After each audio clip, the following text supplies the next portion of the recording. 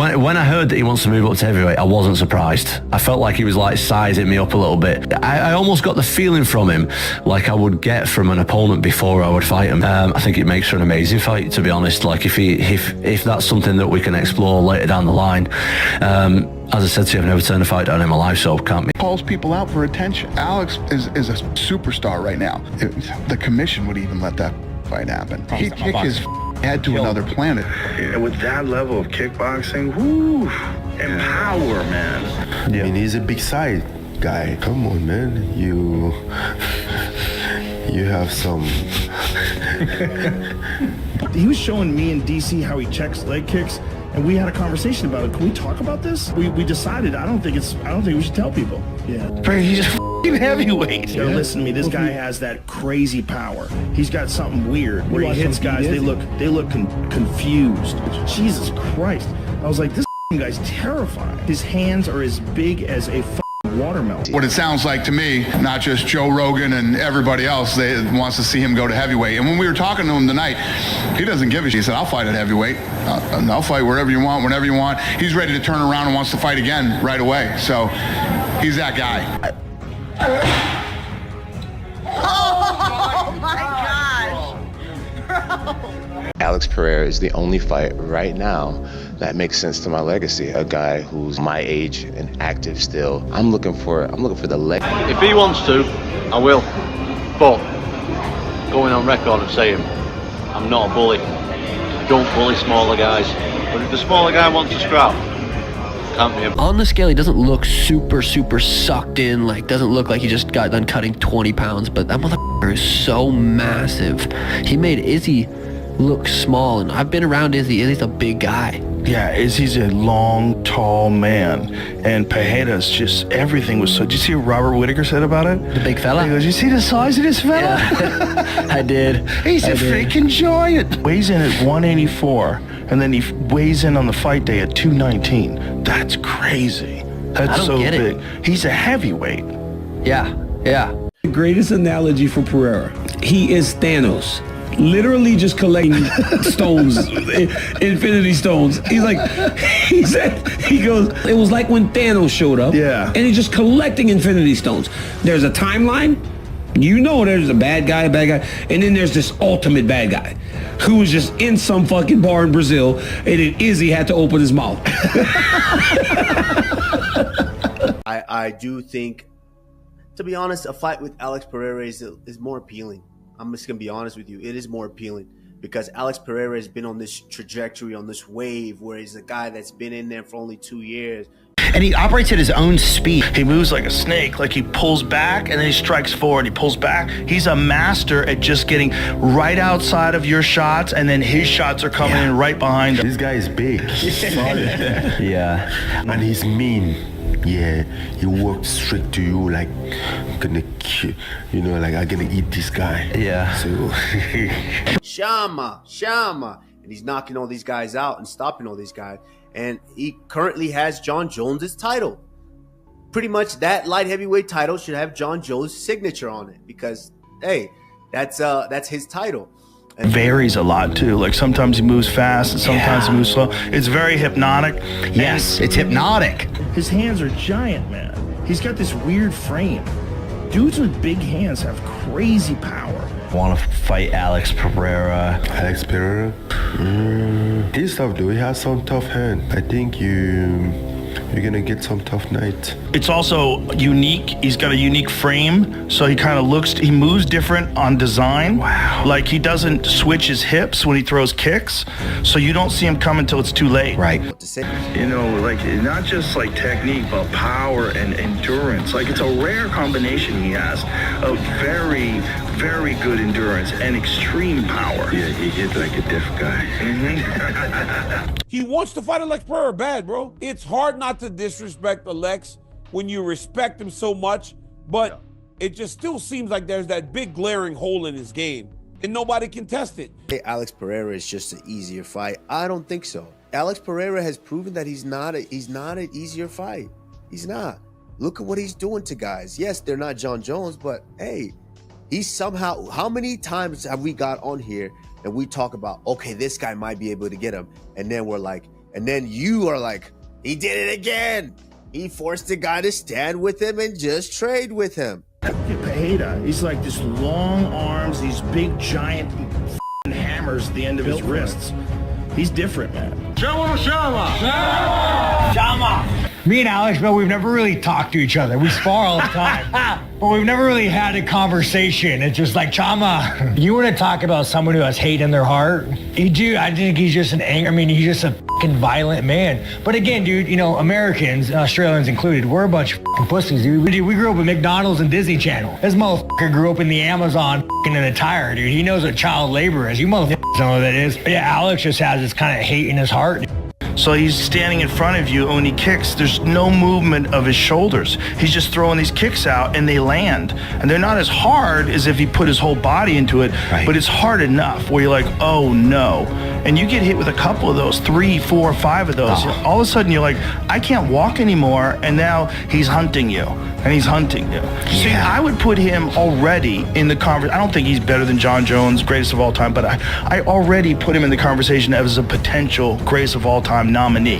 And he's only been in the UFC for a few years. Yeah. It's crazy. A couple MMA fights other than the UFC, and then the UFC for this run at the top of the division, just smashing everyone to obliterance. Alex he's an extraordinary talent. You know, he's a multiple-time world champion. He's a 2-division champion. And he's incredibly famous here in America. People know who he is. And that's what makes it worth my while, is to fight a fellow champion who is very hot right now. He has a name, and not only a name, but he has a tremendous resume that Aspinall just doesn't compare to. He's got a special way that he checks leg kicks. It was different than everybody else's. He's got a whole strategy behind it. We were like, oh shit, so he was showing us. So we're at the mothership.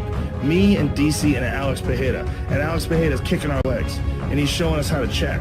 He's showing us how he checks and what he does to follow up check. He's got a system, man. You haven't seen that way to check? And you saw that. You saw the fight.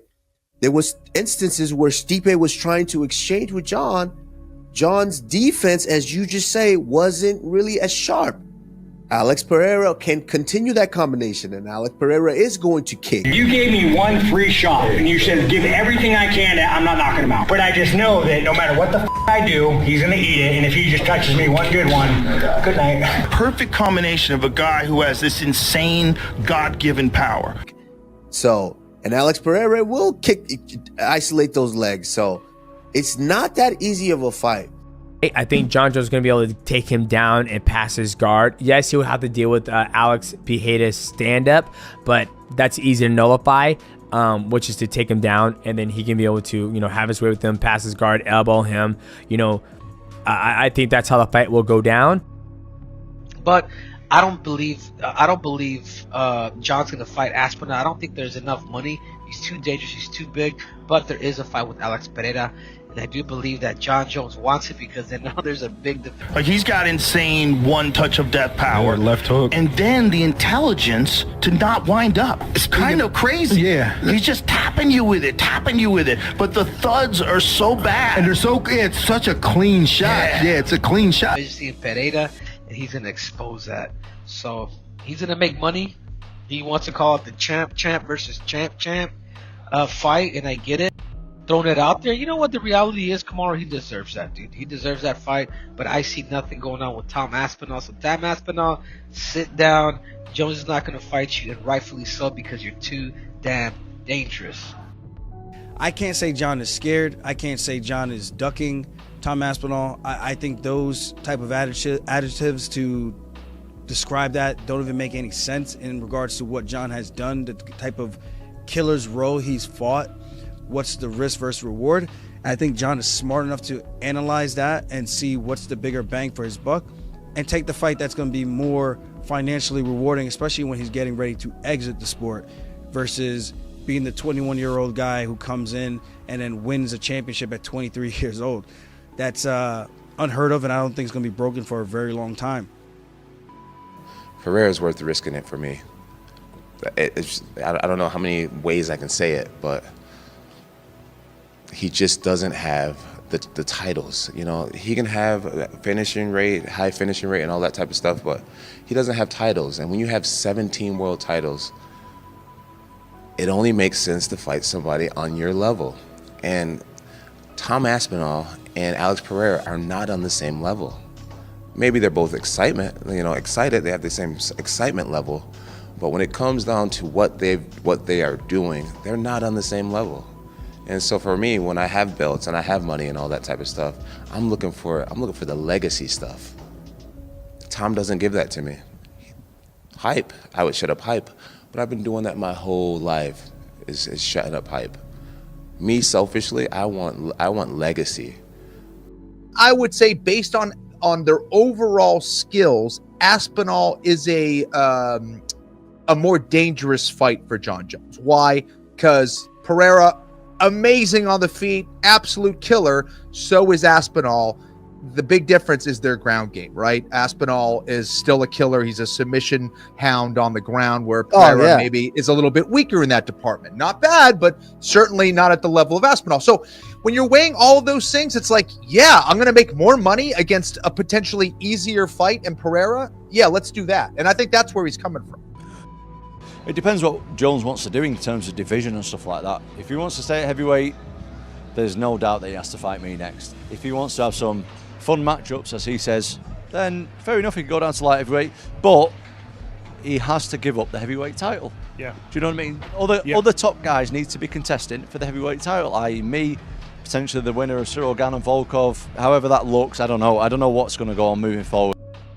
But I would like to see on the two, like the double side sell for that is like you see Jon come back, but then you see Pereira like shoot to be the first like 3 division champion, which would be a pretty crazy accomplishment. So to take the title off the line, for me, it like loses a lot of the reward for the huge risk that Alex would have to take to move up. Like obviously, bro, the size will be a difficult thing to get over.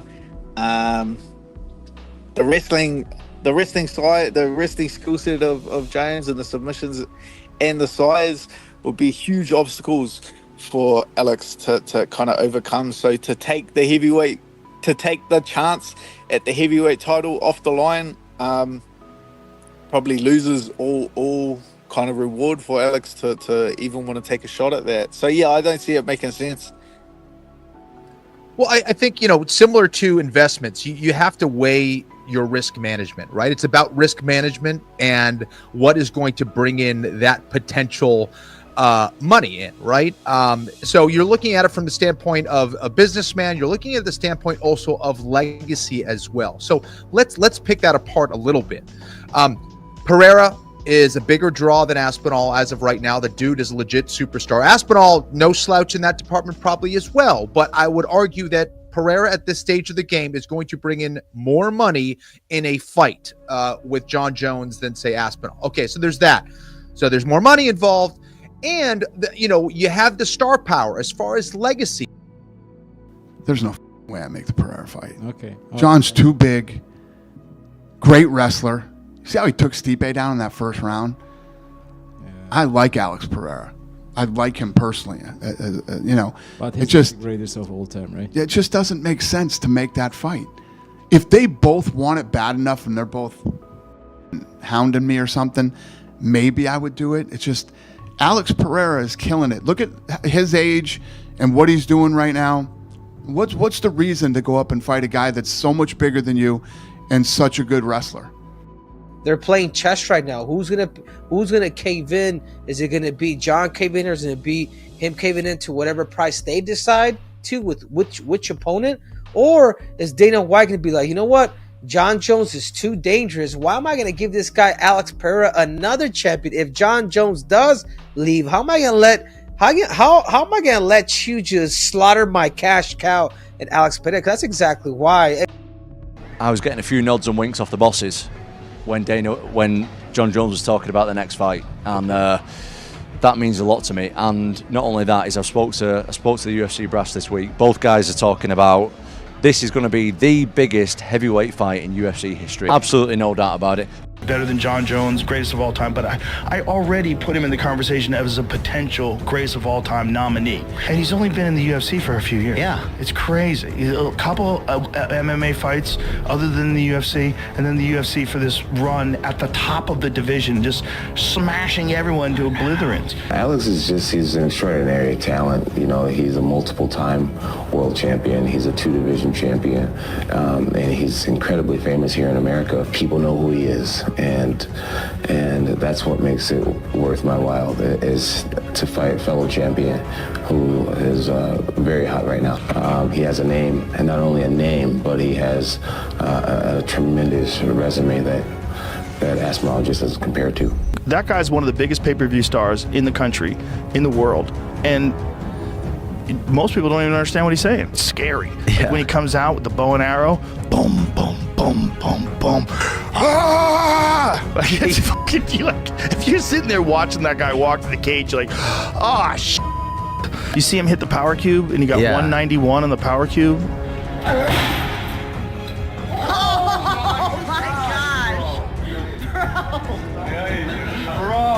With a right hand. That's not even his left hook. Yeah. Hit it with the left hook. that's the sleeper. That left hook is the sleeper. It's crazy. He just touches people. Even when he wins, he's never like, yeah. It's always like, yep. Another day. Yep, another day. Yeah. Another day, another dude I put to sleep.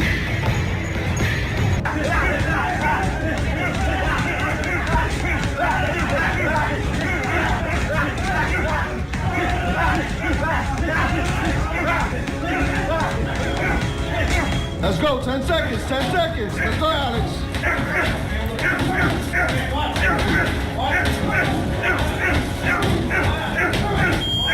When it comes to hitting people, that dude, he's fucking technical too, man. It's not just power. I met him. I fought him when he fought Strickland, and his fist is like literally both mine put together. It was so massive. Dude, and they're long. Yeah. They're like long fists. Just a big fella. Just a big fella. Highlight reel is like nobody else's. His highlight reel is so wild. A left hook. The left hook so is fast. Murderous. And he checks kicks as good as anybody, man. If you watch his left leg when he's fighting, when he's stomping forward, he checks everything, man. Yeah. He's checking all those calf kicks. God, he's such a long...